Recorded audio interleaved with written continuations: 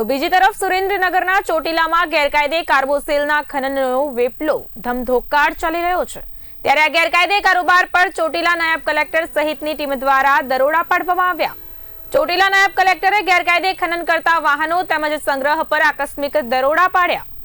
સુરેન્દ્રનગર જિલ્લામાં કાર્બોસેલનો ગેરકાયદેસર રીતે મોટા પ્રમાણમાં વેપલો ચાલી રહ્યો છે। ત્યારે ચોટીલા નાયબ કલેક્ટર, ચોટીલા થાન મામલતદારની સંયુક્ત ટીમે થાનગઢ તાલુકાના સોનગઢ સહિતના વિસ્તારોમાં કાર્બોસેલના ગેરકાયદે રીતે ખનન કરતા સાધનો તેમજ કાર્બોસેલ જથ્થા પર આકસ્મિક રીતે રેડ કરતા 3 જેસીબી, 1 ડમ્પર, 1 લોડર અને 2800 મેટ્રિક ટન કાર્બોસેલ સહિતનો કુલ 2 કરોડ 20 લાખનો મુદ્દામાલ ઝડપી લઈને આગળની કાયદેસરની કાર્યવાહી હાથ ધરાઈ છે।